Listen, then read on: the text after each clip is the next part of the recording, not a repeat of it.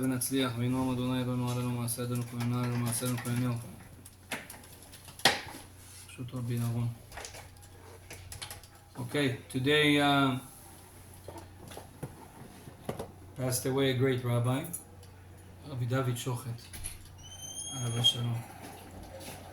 He was the Av Bet Adin of Toronto, the main rabbi of Bet Adin, and he was over 90 years old, but it's still a big loss for our community. David Shochad was one of the first people that established the community in Toronto, the religious community. He was a posek halacha. Personally, I was involved in a lot with him, in the Beit Din and different things. And Chachamim say that when we have a loss in the community, everybody should feel it, and there's a big hole of emptiness that we have to refill, because he was learning a lot of Torah, especially halacha, and Bezat Hashem, our job is to refill it. They say that when a gadol, a big person, tzaddik, pass away, so because now there's as we said, like a hole, like empty, someone else can mamash bring the zchut of this person and get a certain light, a bracha, to be instead of him. So by learning more Torah and halacha, Bezat Hashem, we will have a zchut to also be gdolim, to also be big like him. Of David Shochad, we were in the Levaya now, and one thing that everybody was talking about, and I saw it also personally, is not just he was a genius in halacha. I remember I was in his house, I opened a lot of books. Every book you see that he has his own writings, and every page means he was learning a lot and was writing a lot. But he had especially midot tovot. His character was mamash. You can see that this person worked on himself, was accepting every person with a smile.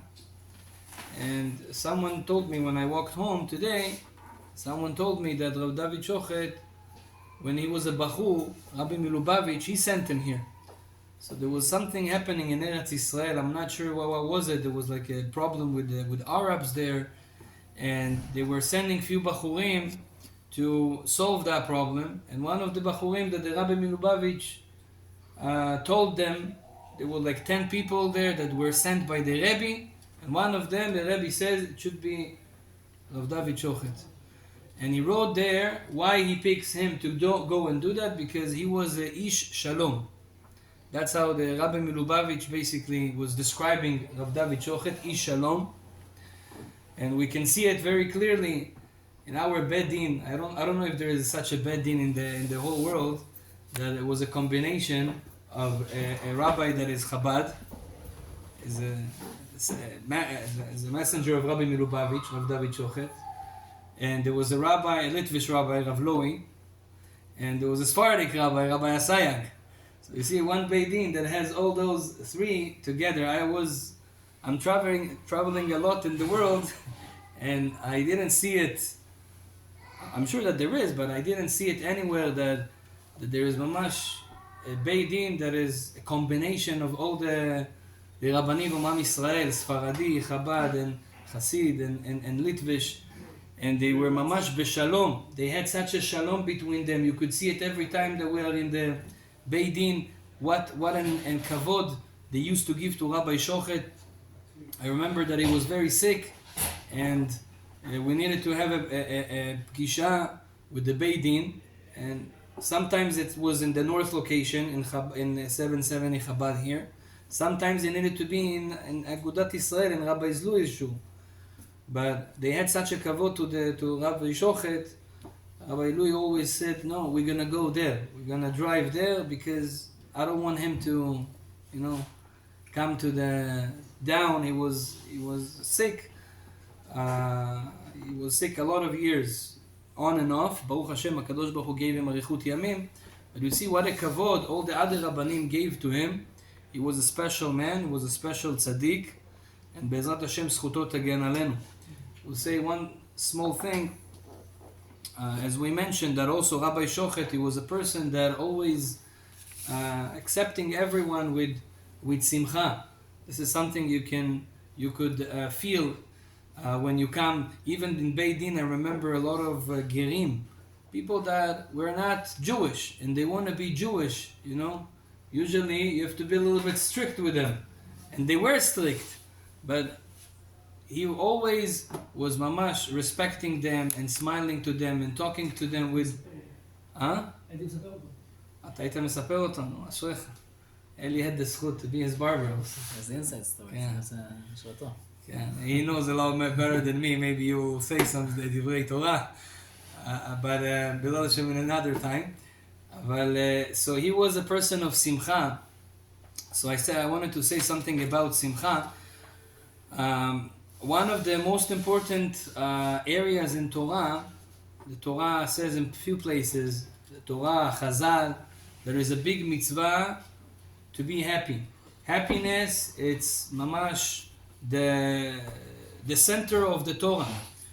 To that extent that if you are not happy and you fulfill mitzvot, you do any, like your obligation without being happy, the Torah say that chas v'shalom, you don't receive a good blessing.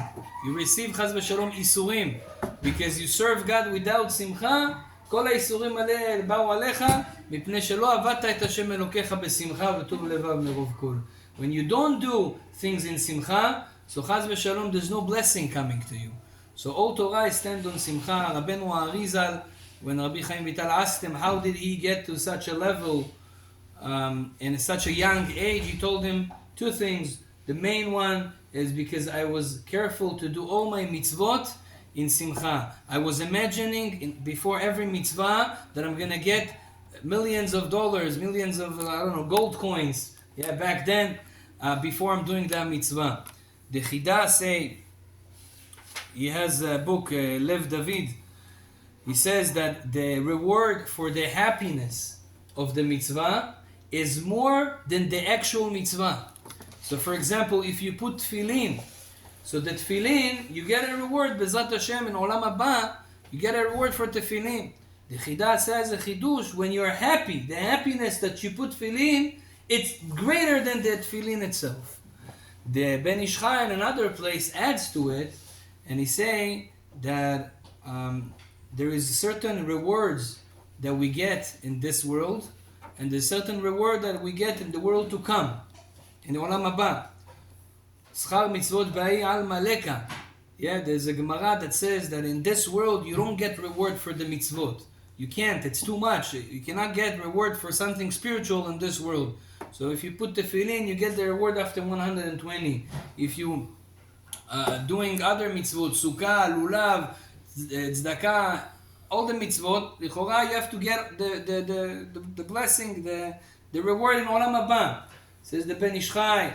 But HaKadosh Baruch Hu promise, if we will fulfill the mitzvot, you will get good life in this world. You'll have money, you'll have health, you will have wealth, you will have good kids. So where is all those promises? Parashat Bechukotai, Parashat Ekev, where are all those promises? So the Ben Ish Chai say, this is on simcha. The reward for the mitzvah is in Olam Haba. The reward for the happiness is on Olam Hazeh. That's why if the rabbi tells you, if you do maaser, you get rich. נכון, אליהו? If אתה עושה maaser, בשביל שתתעשר.